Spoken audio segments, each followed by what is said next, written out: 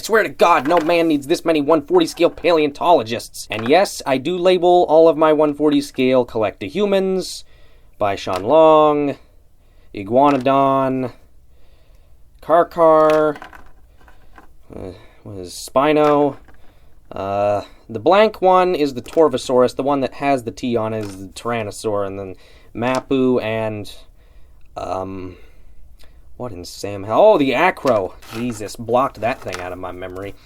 Okay, so today we're looking at this big, beautiful thing here. This is the CollectA Iguanodon Deluxe for 2018, and I am so excited to finally be reviewing this thing. This figure is a gosh darn masterpiece of a figure. I absolutely love it. I love it more than the Smilodon that we reviewed last time, even though objectively the Smilodon is almost perfect, and this one has a couple problems I'm going to point out. Not too many, though. Don't worry. They're just the most minor of things.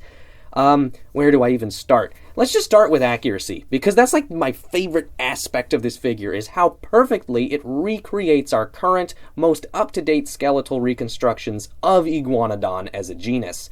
If you look up the most accurate up-to-date information on this animal, you'd be hard-pressed to find any obvious anatomical failings on this figure's body. It's amazing. It's so good. The head is perfectly shaped. The overall proportions are great.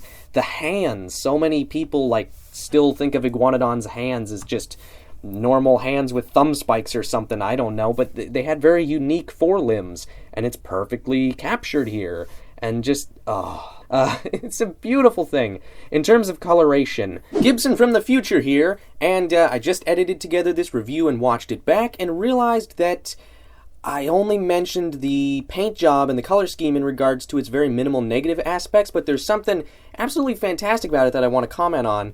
The way they've done this, if you can see, it's a fantastic little painting technique.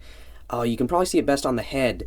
The sort of underlying main primary paint color on the whole body is a very light cream color, and then they sort of dry brushed, yeah, you can see it there really well. They dry brushed the bluish green color onto the scales, so the deeper crevices in the texture are still the light color, but then you have these darker green scales, and it just creates so much depth and makes it look so much more complex and nuanced than it would otherwise if you just painted the whole thing with a single color.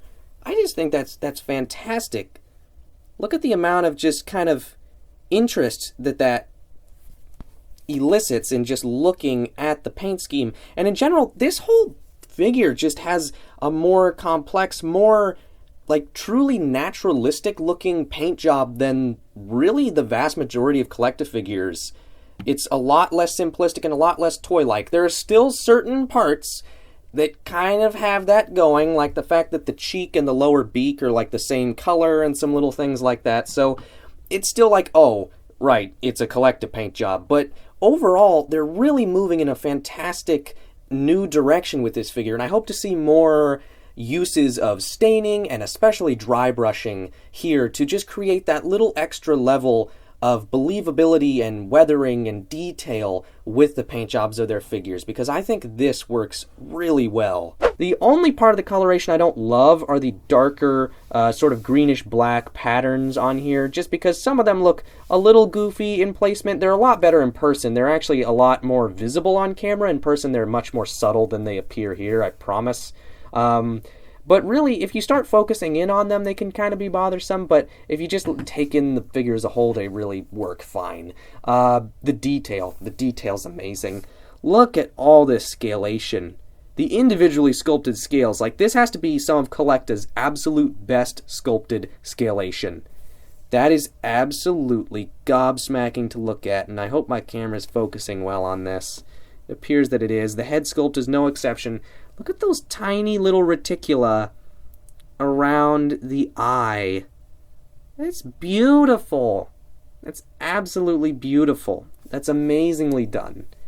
We check out the other side. You can see it's no slouch. They didn't make one side beautiful and skimp on the other. There's a slight seam line here. That's a very minor annoyance. Is it on the other side? Not really, weirdly enough. Yeah. We got a cloaca. The pose. The pose is one minor gripe. People have brought up how stiff it kind of is. And I kind of tend to agree. There's something just a little awkward about it. It could be a little more fluid, but it still looks really good. It's not too much of a thing to complain about to me. Gosh, what else can I even say? Like, everything's so good about this figure. I don't have anything to say about it because it's so good. There's nothing to complain about. I guess I'll just take a look at the head sculpt again. One minor complaint I have is the beak detail is a little questionable on the lower beak. Like, it has just these very, like, minimal, like, just a few very defined, like, cuts in it for texture. That looks a little cheap, to be honest. But that's like a really minor thing. You can also see that the scalation kind of stops on the cheek. Like, it's really good around the eye and sort of the back of the skull, but then around the cheek things get a little bit more, a little bit smoother, a little bit, not so much on this side. It's pretty much just on the left side of the face. Oh no, I lied when I said that they did both sides equally good. Oh gosh. In terms of the legs are pretty good. The calves are a little small.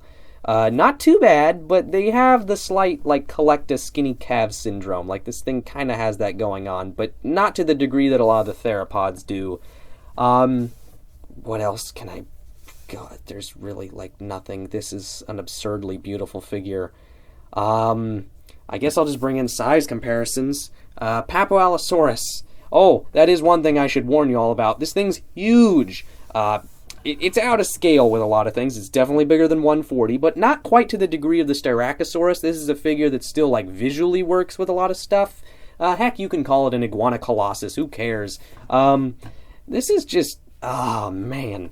Oh, it's so pretty. And the other thing I want to bring in is another Iguanodon that is very accurate, very nice, but has a slightly stiff pose.